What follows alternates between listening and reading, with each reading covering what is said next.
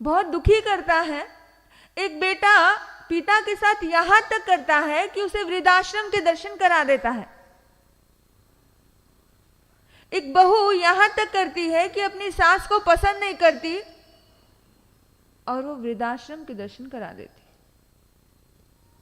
अब कहोगे जमाना बड़ा खराब हो गया, आप बोलोगे जमाना बड़ा खराब हो गया। अरे कमाल, इतने सारे वृद्धाश्रम खुल गए। क्यों खुल गए? क्योंकि बच्चे, आज की औलादें सही नहीं है।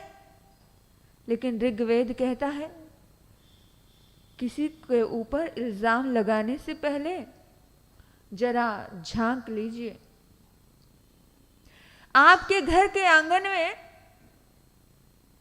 किसी जन्म में एक गाय बंधी हुई थी। वो गाय आपको दूध दिया करती थी, बहुत अच्छे से आपके घर का पालन पोषण भी किया करती थी। लेकिन आज उस गाय ने दूध देना बंद कर दिया। आपने उस गाय को चारा देना बंद कर दिया। कितना स्वार्थी होता है ना इंसान।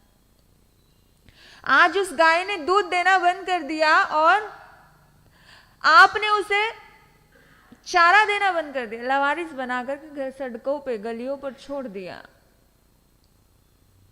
ऋग्वेद कहता है कि वही गाय मर करके तुम्हारे घर में बेटे के रूप में जन्म लेती है। ये जन्मों जन्मों के कर्म है।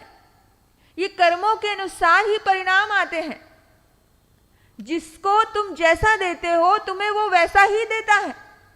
तुमने पुरस्कार दिए तो वो तुम्हें पुरस्कार देगा, तुमने अपमान दिया तो तुम्हें वो अपमान देगा।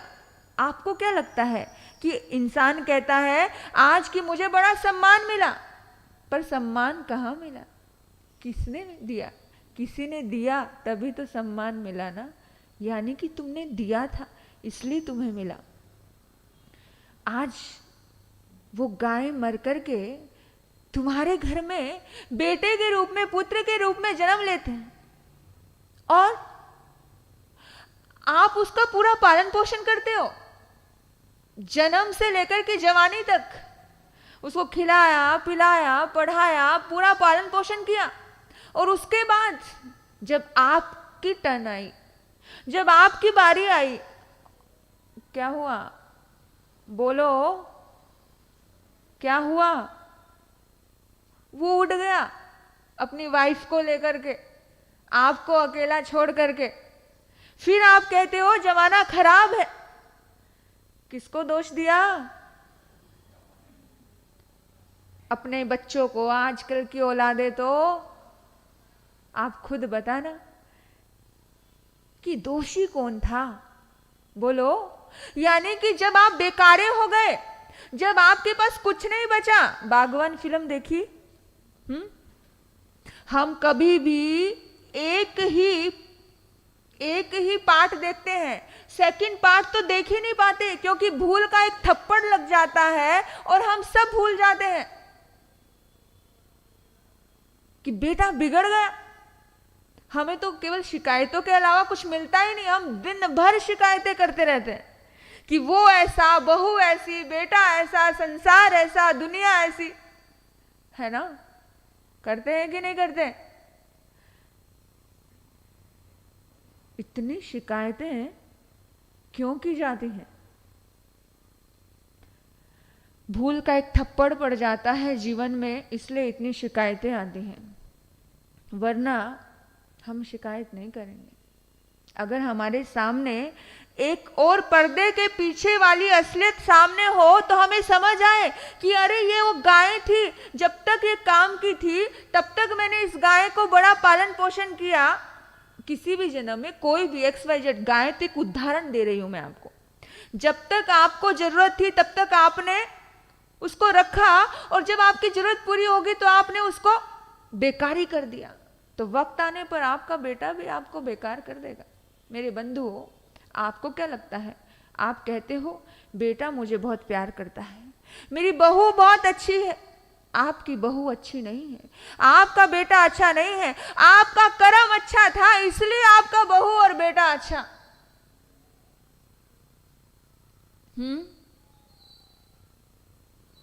आप कहते हो मेरा बेटा बड़ा बुरा, मेरी बेटी या मेरी बहू, मेरे दोस्त, मेरे रिश्ते नाते ऐसे ऐसे ऐसे, हम हमेशा ऐसा ही कहते हैं ना। आपका कर्म अच्छा होगा तो रिश्ते अपने आप अच्छे हो जाएंगे। रिश्ते अच्छे नहीं है, रिश्ते ना अच्छे हैं ना बुरे हैं, वो तो आपके कर्मों के अनुसार अच्छे बुरे हो जाते हैं। आपको लगता है आपके कर्मों के अनुसार इस दुनिया में कोई अच्छा और बुरा नहीं होता। याद रखना मेरे बंधुओं, जिस दिन तुम्हारी पुण्यवाणी खत्म होती है उस दिन आपका खुद का बेटा, जिसके ऊपर आप अपनी दिलो जान लुटाया करते थे, वो भी वही आपको वृद्धाश्रम के दर्शन करवाता है। क्योंकि जब लेन देन खत्म तो कौन किसका बेटा? जिस दिन लेन देन खत्म कौन किसका अपना?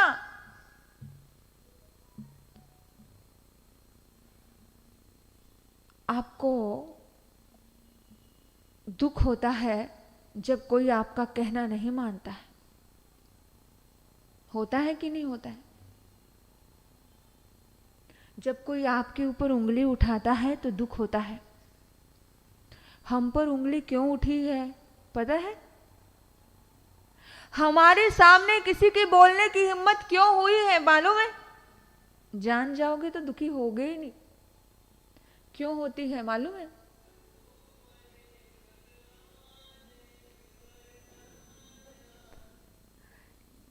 क्यों होती है मालूम है?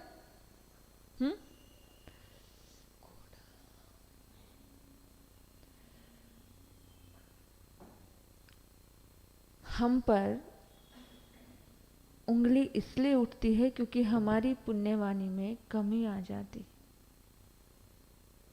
कितनी बार ऐसा होता है कि इतना घपला हो रहा होता है, इतना गलत हो रहा होता है, लेकिन किसी की हिम्मत नहीं कि जाकर के कोई बोल दे। और कभी कभार कुछ भी नहीं होता है तो भी उसके ऊपर उंगली उठ जाती। होता है ना ऐसा? क्योंकि पुण्यवाणी में कमी है, पुण्यवाणी में कमी है। अगर आपकी बहू की इतनी हिम्मत हुई है कि आपके सामने जबान ऊंची करने की, तो समझना, ये मत सोचना कि बहू बुरी है, ये सोचना मेरी पुण्यवाणी में कमी आ गई है, मुझे पुण्यवाणी कमानी है, मुझे कुछ अच्छे कर्म करने हैं। अगर आपका बेटा स्वयं को बाप समझने लगा है तो समझना कि मेरी पुण्यवाणी में कहीं कमी आ गई है, मुझे स्वयं की पुण्यवाणी बढ़ानी। आपको पता है ना, राम का पुण्य था तो जंगल में भी मंगल हो जाता है। और रावण का पुण्य क्षीण होता है तो बोलो, सोने की लंका भी जल जाती है। किस पे करते हो घमंड? किस पे करते हो अहंकार? मत कर काया को अहंकार, मत कर माया को अहंकार, काया धूल हो जासी, काया तेरी धूल हो जासी। मत कर काया को अहंकार, मत कर माया को अहंकार, माया धूल हो जासी। ऐसा सख्त था महाराज जिनका मुल्कों पे राज, जिन घर झूलता हाथी, जिन घर झूलता हाथी रे, ता घर दिया ना बाती, ता घर दिया ना बाती रे। मत कर काया को अहंकार मत कर, माया को अहंकार, काया धूल हो जासी, काया तेरी धूल हो जासी। किस बात का अहंकार करना? जिनके महलों में हाथी झूला करते थे, आज जाओ उनके महल खंडर है, कुछ भी नहीं बचा। जब पुण्यवानी क्षीण होती है तो रावण की लंका जलकर के सोने की लंका, हमारे पास तो एक ईंट भी सोने की नहीं होगी, हाँ, उनकी पूरी नगरी सोने की, वो जलकर के भस्म हो जाती है, पुण्यवानी खत्म होती है। जब आपका शुभ कर्म का जन्म होता है उस पल में सब खो जाता है। जब आपके अशुभ कर्म का जन्म होता है तो आपका सगा भाई दूसरे का हो जाता है। हुआ कि नहीं हुआ? श्री राम की शरण में गए कि नहीं गए विभीषण? हाँ, हम विभीषण को दोष नहीं देते, हम दोष देते हैं रावण के अशुभ कर्मों को। हमारे अशुभ कर्म सबको हमसे दूर कर देते हैं, इसमें किसी का दोष नहीं है। एक व्यक्ति ने गाय पाली, गाय पाल करके उसका बड़ा ध्यान रखा, बड़ा प्रेम दिया। गाय ने दूध दिया तब तक भी प्रेम दिया, खाना दिया, चारा डाला, लेकिन गाय ने दूध देना बंद कर दिया तब भी उसको चारा देना बंद नहीं किया। वो बीमार पड़ी तो इंजेक्शन दिया, वो बीमार पड़ी तो डॉक्टर को दिखाया। ऋग्वेद कहता है कि वही गाय बनकर के तुम्हारे घर में पुत्र के रूप में जन्म लेती है। और वो कैसा पुत्र बनती है पता है? श्रवण कुमार के जैसा। श्रवण कुमार की माँ हर कोई बनना चाहता है ना, बनना चाहता है कि नहीं चाहता? लेकिन श्रवण कुमार की जैसी चाहत रखने वाली माताएं पहले ऐसे कर्म करें कि जो आपका काम का नहीं उसका भी साथ देना सीखो, जो आपके लेवल का नहीं उसको भी समझना सीखो। लेकिन हम लोग क्या करते हैं? बोलो, ये किसी काम का नहीं है, काम का नहीं है तो आप उसको देखना भी पसंद नहीं करते हो। लेकिन जिसको आपने निकारा समझा, नकारा, बेकार समझा और बेकार समझ के साइड किया, वो रिश्ते कब आपको बेकार बना देंगे आपको पता नहीं चलेगा। जिसको आपने कचरा समझा वो कब आपको कचरा समझने लग जाएगा आपको पता नहीं चलेगा। इसलिए दोष रावण के कर्मों का कि विभीषण ने उसको बेकार समझा। श्री राम जैसा पुत्र मिल जाए तो क्या आपकी नजरों में यही भाव है? ऐसा पुत्र एक वचन के लिए 14 वर्ष का वनवास झेल लेता है। पर कैसे मिलते हैं ऐसे पुत्र? आपने अगर किसी की सेवा की है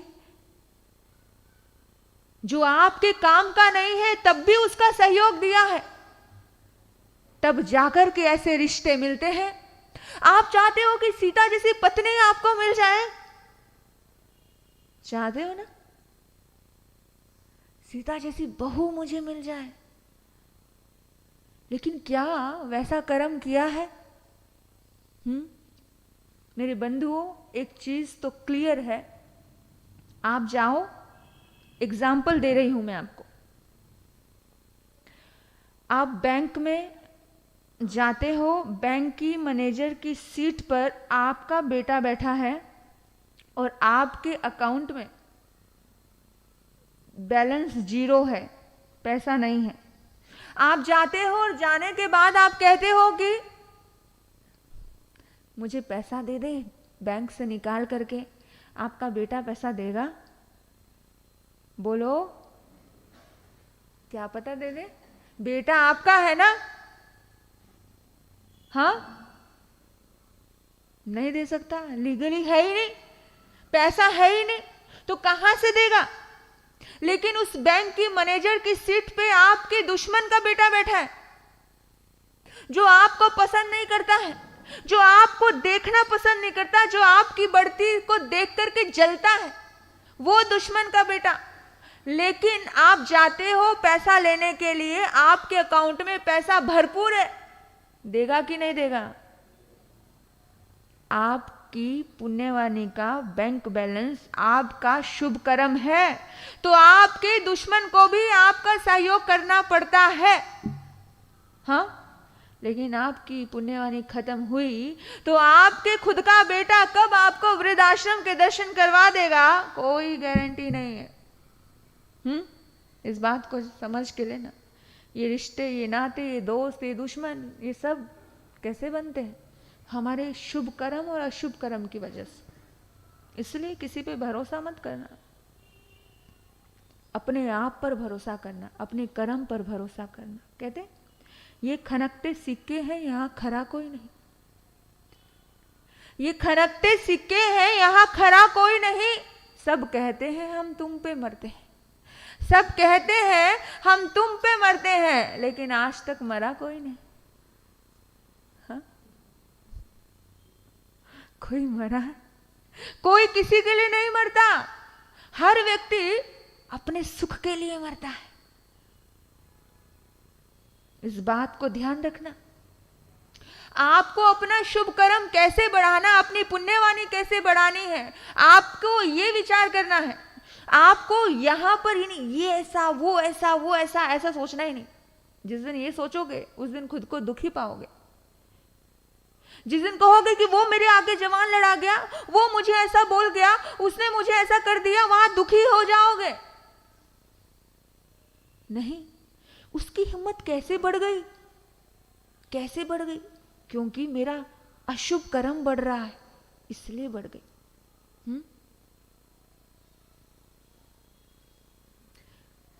रावण की ताकत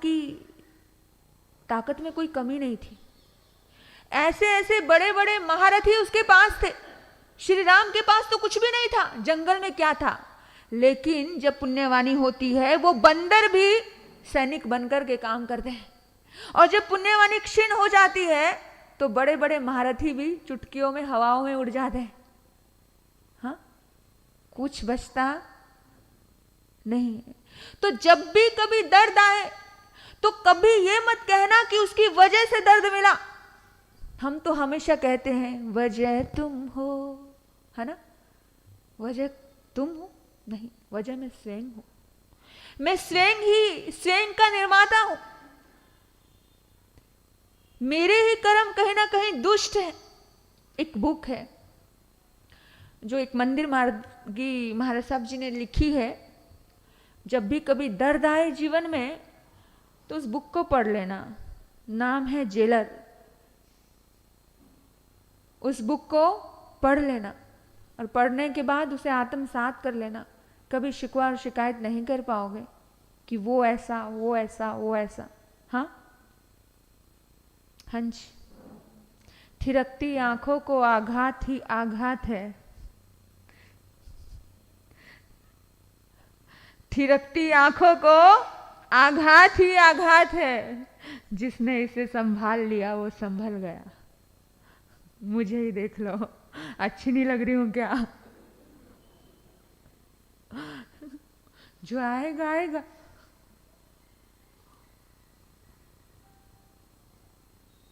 अब कभी कभी एक प्रश्न आता है इंसान की जिंदगी में कि महाराज साहब जी,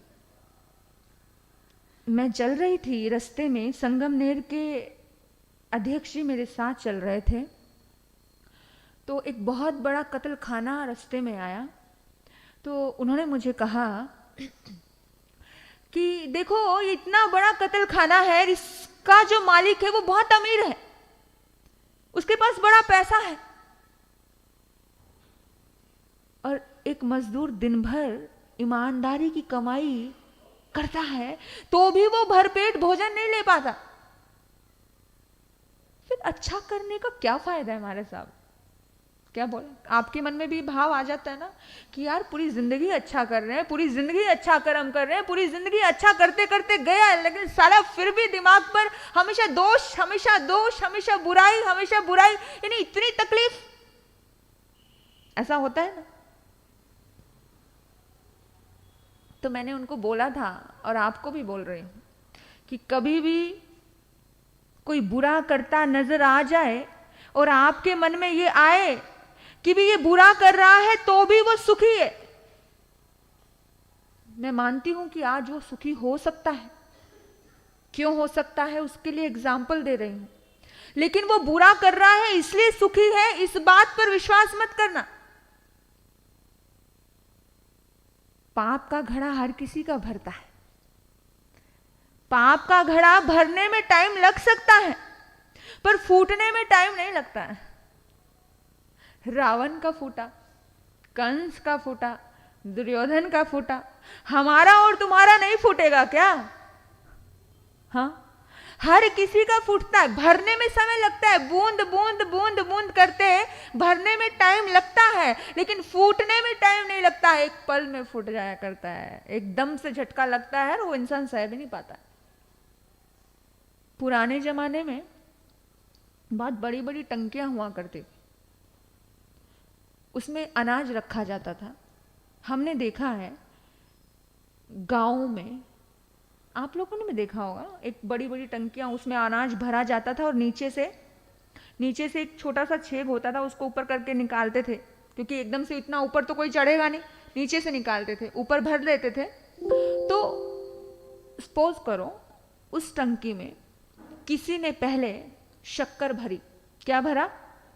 शक्कर भरी, और बाद में जो व्यक्ति देख रहा है, देखने वाले ने देखा और भरने वाले ने भरा, बाद में उसके अंदर नीम का बुरादा भरा। क्या? नीम, कड़वी नीम। शक्कर तो एक चम्मच खाया जा सकता है, लेकिन कड़वी नीम को मुंह में डालो तो कैसा लगेगा? कड़वा लगे। तो बाद में उसने वो भरा, देखने वाले ने देखा कि इसने क्या भरी है टंकी में? कड़वी नीम भरी है। पहले नहीं देखा है कि आधी टंकी उसने शक्कर भर दी थी, ये नहीं देखा। हम लोग अधूरे ज्ञानी है, और अधूरा ज्ञानी बहुत खतरनाक हो जाता है। ऐसे ही तो ज्ञान है हमारे तुम्हारे पास। अधूरा ज्ञानी, अज्ञानी होना ज्यादा अच्छा हो गया, लेकिन ज्ञानी हो गए और अधूरे हो गए तब हम जैसे और तुम जैसे पैदा होते हैं। अधूरा ज्ञानी, उसने अधूरा देखा कि नीचे शक्कर नहीं देखी, ऊपर कड़वी नीम देख ली, और भ्रांति हो गई। भ्रांति ये हो गई कि इसने कड़वी नीम भरी, और जब वो नीचे से निकाल रहा है तो शक्कर निकल रही है उसकी झोली में। अच्छा, यही तो प्रश्न था अध्यक्ष जी का कि महाराज जी इतना गलत कर्म कर रहा है, फिर भी खरबोपति है, फिर भी इतना अमीर है, हर रोज इतने पशु यहाँ कटते हैं, इतना बड़ा कत्ल खाना है, लेकिन फिर भी वो इस एरिया का सबसे अमीर व्यक्ति है। ऐसे विचार आते हैं। ये व्यक्ति इतना बुरा कर रहा है, फिर भी उसका सम्मान हो रहा है, फिर भी उसको अच्छा मिल रहा है, दुनिया उसे अच्छा कह रही है। ऐसा ही होता है ना। कुछ लोग दिल के बड़े मैले होते हैं, लेकिन फिर भी दुनिया उन्हें पहचान नहीं पाती। मेरे बंधुओं, खुद और खुदा से नहीं बच सकते, किसको धोखा दोगे? आज उसने, तुमने देखा कि वो कड़वी नीम डाली, लेकिन पहले उसने क्या किया था? शक्कर डाली हुई थी। जब तक वो शक्कर खत्म नहीं होगी तब तक तो उसकी झोली में कड़वी नीम नहीं आएगी। आम को पकने में समय लगता है, फल को पकने में, यानी कर्मों के विपाक को आने में भी समय लगता है ना, टाइम लगता है। समय का तो इंतजार करना पड़ता है। लोग कहते हैं, समय कहता है, वक्त कहता है, मैं वक्त हूं, वक्त पे बता दूंगा। मैं मैं वक्त हूं, वक्त पे बता दूंगा। जो वक्त पे संभल गया उसे शहंशाह बना दूंगा। जो वक्त पे संभल गया उसे शहंशाह बना दूंगा, और जो वक्त पे नहीं संभला उसे खाक में मिला दूंगा। हाँ, मैं वक्त हूं, वक्त पे बता दूंगा। और इस समय बड़ी विचित्र चीज है, कब कहां घूम जाए, कब कौन ऊपर से नीचे आ जाए, क्योंकि कर्मों का सब खेल है। हम दोष अपनों को देते हैं, हम दोष समाज को देते हैं, हम दोष किसी आसपास के लोगों को देते हैं, लेकिन ये सब हमारा ही निर्माण किया हुआ, निर्माण किया था। पहले पुण्य कमाया, शक्कर आई, इसलिए उसको सब, उसे समझ नहीं आ रहा, बुद्धि पे पर्दा पड़ा है। उसको क्या लग रहा है? उसको लग रहा है सब अच्छा अच्छा अच्छा अच्छा। लेकिन जिस दिन शक्कर खत्म हुई उसी दिन उसकी झोली में कड़वी नीम आई, यानी झटके लगे, यहां नुकसान हो गया, वहां नुकसान हो गया। हम कहते ना, एक पल में इतने बड़े बड़े नुकसान। अब उसको वो दर्द सहन हो रहा, अब उसको रियलाइज हो रहा है, अरे मैंने बड़ा बुरा कर्म किया था। इतनी देर से तो बुरा कर्म कर रहा था, लेकिन जब फल पकता है, जो फल का रस खाने को पीने को मिलता है, तब पता चलता है। समय लग सकता है। वो कहते हैं ना, कल ही अध्यक्ष जी कह रहे थे, भगवान के घर देर है अंधेर नहीं। हाँ, कल ही बात हुई, वक्त लगता है हर चीज को समझने में। और किसी ने, हम कुछ लोग बहुत अच्छा कर रहे हैं, आज बहुत अच्छा कर रहे हैं, पूरी जिंदगी ईमानदारी का जीवन जी रहे हैं, पूरी जिंदगी ईमानदारी से कमा रहे हैं, पूरा जीवन अपने रिश्तों के लिए पूरा लगा दिया उन्होंने कहते हैं जवानी लुटा दी, बहारें लुटा दी, अपनों के लिए जिंदगानी लुटा दी। यानी इतना दिया, फिर भी उन्हें रिजल्ट नहीं आया। कभी कभी दुखी होकर के आंखों में आंसू लेकर के बोलते हैं कि रिजल्ट नहीं आया। मैंने इतना किया महाराज जी अपने बेटे के लिए, मैंने इतना किया, मैं इतना प्यार करती हूँ अपनी बहू से, मैं इतना करता हूँ समाज के लिए। बहुत से लोग आकर के बोलते हैं जिनको पीड़ा होती है कि मैंने इतना किया बट उसका रिजल्ट नहीं आया। क्यों हुआ ऐसा? क्यों नहीं आया रिजल्ट? थोड़ा धैर्य रखिए। पहले उसने अपने जीवन की टंकी में कड़वी नीम भरी हुई है, यानी पुराना कर्म है। पुराना कर्म इतना ज्यादा है, अशुभ कर्म है। अगर उस अशुभ कर्म को नेकी कर दरिया में डाल, नेकी कर दरिया में डाल, उस अशुभ कर्म को शांति से प्रेम से भोग लिया कि मेरा ही किया हुआ है, लौट के आ रहा है। दुनिया की कोई ताकत आपका बिगाड़ नहीं सकती है, याद रखना इस बात का। दुनिया की कोई भी ताकत आपका बुरा नहीं कर सकती आपके अलावा, और दुनिया की कोई ताकत आपका अच्छा नहीं कर सकती आपके अलावा। याद रखना इस बात का।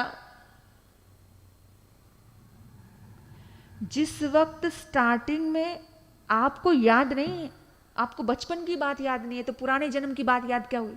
आपका जन्म कैसा था, कैसा हुआ, कितना दर्द हुआ, कितनी पीड़ा हुई, याद है? इतना तो पता है ना, जन्म हुआ। लोग बोल देते हैं अरे पता नहीं हम कल थे कि नहीं थे। इंसान कहते हैं, बहुत बार लोग बोलते हैं कि मालूम नहीं हम कल थे कि नहीं थे। बोलते हैं कि नहीं बोलते हैं? लेकिन आप कहोगे, किसी ने अगर अपने पिता को नहीं देखा, कोई बोल दे कि मैंने देखा नहीं, मुझे क्या पता। कुछ लोग बोलते हैं कि हमने देखा नहीं, हमें क्या पता। हाँ, लेकिन तुम्हारे देखने या नहीं देखने से सत्य नहीं बदल जाता है। सत्य तो सत्य ही रहता है। तुम्हारा होना ही साबित करता है कि तुम्हारे पिता थे। तुम्हारा होना ही साबित करता है कि तुम्हारी कहीं ना कहीं तुम कल भी थे, तभी तो आज हो। और तुम्हारा होना साबित करता है कि तुम कल भी होंगे, क्योंकि तुम आज हो। अगर आज है तो कल भी है। पर्याय बदल सकती है, जन्म बदल सकता है, शरीर बदल सकते हैं, कपड़े बदल सकते हैं, शरीर के कपड़े, शरीर बदल सकता है। तो कुछ लोग बोल देते हैं, इंसान कहता है पुराने जन्मों का कर्मों का भोग रहे हैं। भोग तो भोग रहे हैं, एक ही मुहूर्त में, एक ही क्षण में, एक ही पल में। कोई अमिताभ बच्चन की पोती बन जाती है आराध्य, और कोई उसी मुहूर्त में, उसी पल में एक झोपड़ी में जन्म लेता है बच्चा। अभी तक उस बच्ची ने कुछ भी नहीं किया है, लेकिन सब उसका नाम जानते हैं। अभी तक उसकी कोई काबिलियत सामने नहीं आई है, लेकिन पूर्व जन्म का कर्म ही तो है कि आंख खुलते ही इतना वैभव मिला, इतना नेम मिला, इतना फेम मिला। क्यों? क्योंकि पूर्व जन्म में कुछ तो कमाई की थी, तभी तो मिला। और आज उस बच्चे ने क्या बुरा किया कि जन्म लेते ही वो अंधा है, जन्म लेते ही वो गूंगा है, या वो अपाहिज है, या फिर वो इतने गरीब घर में पैदा हुआ। उसने तो किसी के साथ बुरा किया नहीं, फिर क्यों हुआ? क्योंकि कुछ तो था ना। ईश्वर की बनाई हुई अगर ये पूरी सृष्टि होती और ईश्वर ही अगर सुख दुख देता, तो ईश्वर तो मुझे, मेरा दिल कहता है ईश्वर तो भेदभाव नहीं करता। क्योंकि जो करुणा का सागर, वो किसी के साथ भेदभाव क्यों करता? तो हमारी ही बनाई हुई सृष्टि है, हमारे ही बनाए हुए परिवार है, हमारे ही बनाए हुए संसार है, हमारा ही बनाया हुआ पूरा चक्रव्यूह है, और हम ही उसमें फंस रहे हैं। हम ही स्वयं के निर्माता। अपना निर्माण हमने ही करना है। आप कहते हो कि मेरी जिंदगी में ऐसी बुरी सास आ गई, मैंने थोड़ी निमंत्रण दिया था। आपने टीवी देखते देखते कहा सास भी कभी बहू में, एक सास बहू को बड़ा दर्द दे रही थी। आप लड़की थे, आपने कभी कह दिया था मेरे सामने मेरी ऐसी सास होती ना, इसे मजा चखा देती। तो मिल गई वैसी सास। यानी डायरेक्ट इनडायरेक्ट आपने ही तो चाहत की मेरी ऐसी होती तो। अच्छा, मुझे ऐसा पति मिल जाए तो अच्छे से बता देती। इंसान बोलता है, जो इंसान चाहत रखता है वही मिलता है। जो आपने चाहत रखी नहीं वो आपको कभी मिलेगा नहीं, इस बात का ध्यान रखना। पहले उसने टंकी में मिश्री डाली, शक्कर डाली, आज उसे मिल रही है। इंसान कहता है दोबारा जब सुख मिलता है तो शक्कर डाली, जब दुख मिल रहा है तो नीम डाली। हाँ, जिस दिन वो नीम खत्म हो जाएगी, आज इंसान अच्छा कर रहा है फिर भी बुरा बुरा बुरा मिल रहा है, क्योंकि अभी नीम बाकी है, अभी जीवन में वो कड़वाहट बाकी है, अभी कर्म बाकी है। इसलिए तो क्या मिल रहा है? दर्द मिल रहा है। जिस दिन वो अपना कर्म खत्म होगा, हमने बहुत बार सुना है, कहते हैं कि एक समय ऐसा था कि 5 साल तक 10 साल तक रिश्ता हमारा अच्छा नहीं था, हमारा रिश्ता इतना खराब था, लेकिन आज ये भगवान है, आज मेरे पति मेरे देवता है, ऐसा भी हम सुनते हैं। क्यों? क्योंकि वो रिश्ता जो दर्द का रिश्ता था, जो नेगेटिव कर्म थे वो खत्म हो गए, आज वो आपके लिए भगवान हो गया। कोई भी रिश्ता बुरा नहीं होता, आपका कर्म बुरा होता है। कोई भी इंसान बुरा नहीं होता। कभी जब दर्द आए जीवन में तो आप अपने आप से पूछना, कभी कोई आपको दर्द दे और आपको सहन नहीं हो तो आप अपने आप से बात करना कि क्या सचमुच मैंने इतना दर्द दिया था इसको जो मुझसे भी सहन नहीं हो रहा? तो उस वक्त माफी मांगना, क्षमा याचना का भाव रखना कि हे परमात्मा, हे इष्ट देव, मुझे माफ करना, मैंने इस आत्मा के साथ इतना गलत किया कि इसके वाक्य मुझे सहन नहीं हो रहे हैं, इतनी पीड़ा पहुंचा रहे हैं, इतना दर्द मिल रहा है। समय आपका हो चुका है और बातें तो अधूरी ही रहने वाली हैं, क्योंकि ये टॉपिक ऐसा है, इसके ऊपर तो पूरा जीवन भर भी बोले तो कम ही लगता है। आपने मुझे सुना, आपके भीतर बैठे परमात्मा को नमन करते हुए यही कहूँगी कि आप अपनी ज़िंदगी में एक ही पॉइंट लेकर के जाएंगे, किसी दूसरे को दोष नहीं देंगे, क्योंकि जब हम दूसरे को दोष देते हैं तो अपने कर्म और ज़्यादा बढ़ जाते हैं, नेगेटिव कर्म। हम हमेशा सामने वाले को दोष नहीं देकर के अपने आप से बात करेंगे कि मेरे कर्म बड़े दुष्ट हैं, मेरे कर्म बहुत बोझिल हैं, इन कर्मों को मुझे हल्का करना है, इन कर्मों को मुझे अपने आप को प्रेम भर से भर करके अपने आप को हमें सुख शांति से लबालब करना है। इतना भाव अब आप रहेगा। कोई बेटा है, कोई बहू है, कोई रिश्ते नाते, उनके प्रति शिकायत नहीं करेंगे। जो दिया है वही हमें मिला है। तो बहुत बहुत धन्यवाद है आपका, आपकी अनुग्रहित हूँ, आपने मुझे सुना।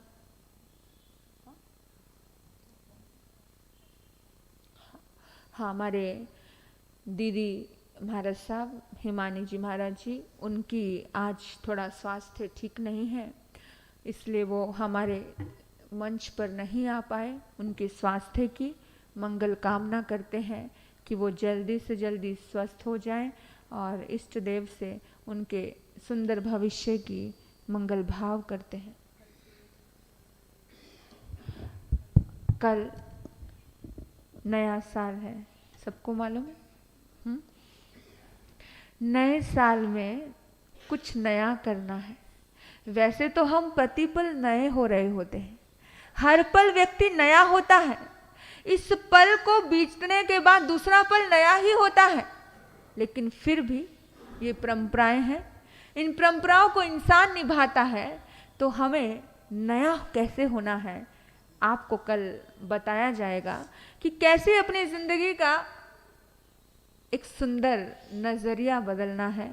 तो अपने घर, अपने परिवार, अपने इष्ट, अपने मित्रों को, सभी को संदेश देंगे कि मंगल भावनाओं के साथ कल के दिन की शुरुआत करनी है और कुछ नए जोश से भरकर करनी है। क्या मरे मरे जीते हैं, हाय ऐसा हाय वैसा हाय वैसा। तो एकदम से मस्ती से जिंदगी को जीना है। तो मस्ती भरने के लिए चार्ज तो करना पड़ेगा ना। चार्जिंग मोबाइल में होगी तो ही तो बात कर पाओगे, तो ही तो कनेक्शन जुड़ पाएगा। तो जब आपके जीवन में मस्ती होगी तभी तो कहीं कनेक्ट हो पाओगे। तो मस्ती से भर कर के जीवन को जीने के एक सुंदर तरीके कल आपको पता चलेंगे। बड़ा सुंदर इस धर्म सभा का रूप बदलेगा। आप सभी ज़्यादा से ज़्यादा अपने दोस्तों के साथ, अपने मित्रों के साथ, अपने परिवार के साथ आप जाते हो, कुछ ऐसी वैसी बात पता चल जाए तो अरे तुझे पता है, सुना है तूने, ऐसा हो गया, ऐसा हो गया, वैसा हो गया। नेगेटिव बात को इतनी जल्दी फैलाते हो, अच्छी बात को भी फैलाने की कोशिश किया करो। अरे अरे, दो महासती जी आई हैं, संबोधि जी महाराज आए हैं, हिमानी जी महाराज आए हैं, चलो चलो जल्दी से चलो। कल सुबह मंगल पाठ होगा, बड़े सुंदर अवसर आपको मिलेंगे और अपने पूरी धर्म सभा का रूप बदलेंगे। सभी आएंगे बड़े प्यार से, भक्ति भाव से। हमारे अध्यक्ष जी सुंदर वाणी का सुंदर पान करेंगे। आप बहुत खूबसूरत बोलते हैं, ये इनकी वाणी सुनकर मुझे बहुत अच्छा लगता है। परम पूज्य आचार्य भगवान के चरणों में भावपूरा वंदन। अत्र विराजित महातपस्वी परम पूज्य हिमानी जी महाराज साहब, परम पूज्य संबोधि जी महाराज साहब, परम पूज्य जागृति जी महाराज साहब, जो कि आपने आज टाइटल देखा है, कल पूरा पिक्चर देखना है। कल दोनों महासतीजों की ओर से आने वाले नए साल 2022 में किस तरह का जीवन जिया जा सकता है अच्छी तरह से, उसके बारे में बहुत महत्वपूर्ण बातें महासती जी से हमें सुनने को मिलने वाली है कि 2022 में इस माहौल में, कोरोना के माहौल में हमने हमारा जीवन कैसा बिताना चाहे, ऐसे कुछ आपके सुख के पॉइंट के साथ कुछ वो लेके आए हैं कल, जो आपको बताने वाले महत्वपूर्ण बात।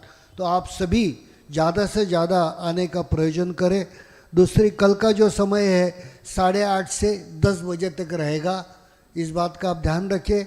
कल पहले मंगल पाठ, मंगलाचरण होगा, उसके बाद महासतियों का प्रवचन होगा और प्रवचन के बाद जो अपना 1 तारीख का महत्वपूर्ण एक दूसरा कार्यक्रम रखा है कि सभी कमेटियों का गठन, यानी सभी कमेटियों का डिक्लेरेशन कल होगा यहाँ पर, और वो अलग ढंग से होगा जो आज तक हुआ नहीं है। कौन से ही संघ में आज तक इस तरह का डिक्लेरेशन हुआ नहीं, ऐसा डिक्लेरेशन करने का हमने सोचा है। तो कल वो भी डिक्लेरेशन होगा।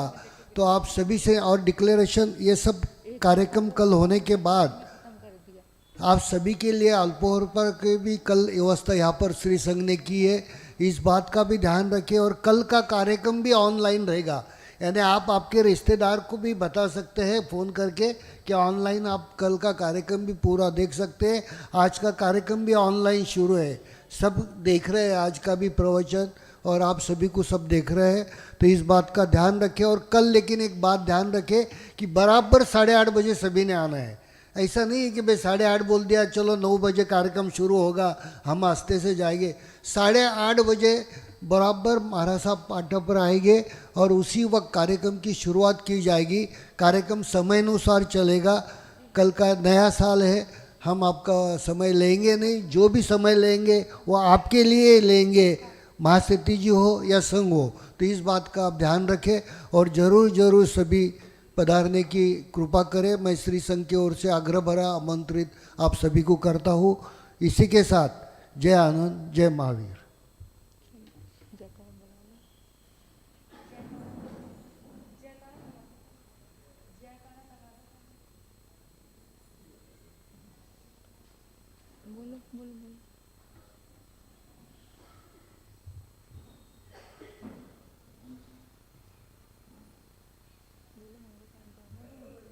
बड़े हो मंगल पाठ दो।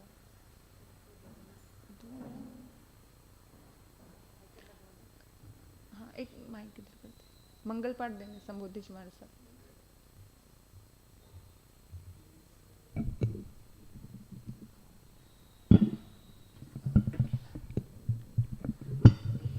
गुरुदेव की आज्ञा से नमो अरिहंतानम, नमो सिद्धानम, नमो आयरियानम, नमो उवज्जायनम, नमो लोय सव्य साहुनम, येसो पंच नमोकारो सव्य पापनाशनो, मंगलानंच सव्य सिंह पड़मम हवै मंगलम, श्री चतारी मंगलम, अरिहंता मंगलम, सिद्धा मंगलम, साहू मंगलम, केवलीपनतो धमो मंगलम, चतारी लोगुत्मा, अरिहंता लोगुत्मा, सिद्धा लोगुत्मा, साहू लोगुत्मा, केवलीपनतो धमो लोगुत्मा, चतारी शन्नंग पवज्जामि, अरिहंते शन्नंग पवज्जामि, सिद्धे शन्नंग पवज्जामि, साहू शन्नंग पवज्जामि, केवलीपनतो धम्मो शन्नंग पवज्जामि। पहला शन्ना अरिहंत का, दूजे सिद्ध भगवान, तीजा शन्ना धर्म का, चौथे साधु निर्ग्रंथ।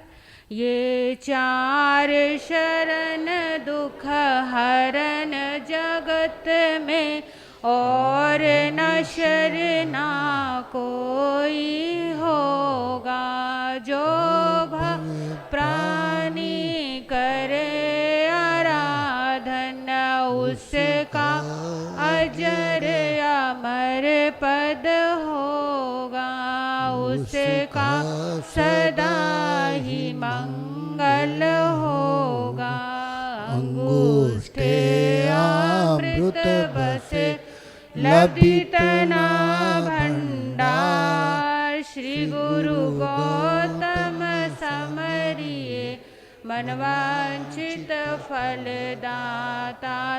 भावे भावना भाविये, भावे दीजे दान, भावे धर्म आराधिये, भावे केवल ज्ञान, पावे पद निर्वाण। मारा आनंद गुरु रो थाडी पायो, जिन शासन रो पाट मारी, वंदना जेलो सा मारी, वंदना जेलो। तीखू तो आया हिनम। नए साल को देखते क्या करेंगे। कल आएंगे तो अच्छी बात है। ऐसे लग रहा है छोटा, ऐसे लग रहा है छोटा। मारा अखियन राथे मोती मारा, हृदय राथे ज्योति मारी, वंदना जेलो सा मारी, वंदना जेलो सा। तीखू तो आया हिनम। पयहिनम करेमि।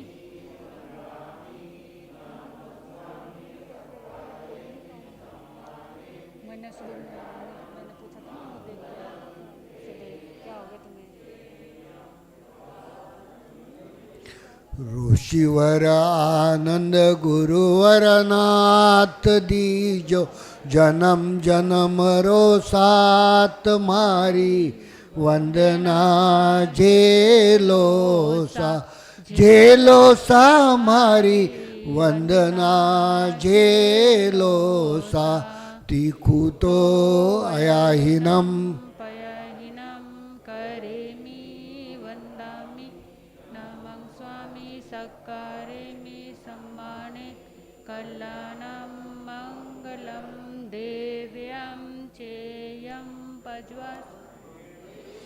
बोले आचार्य भगवंत की जय हो। परम पूज्य हिमानी जी महाराज साहब की, परम पूज्य संबोधि जी महाराज साहब की, परम पूज्य जागृति जी महाराज साहब की, सभी महासतियों की आज के आनंद की। जय जिनेन्द्र साहब।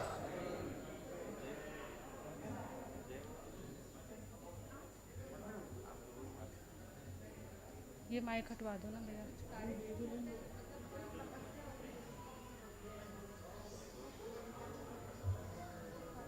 ये माइक हटा दो।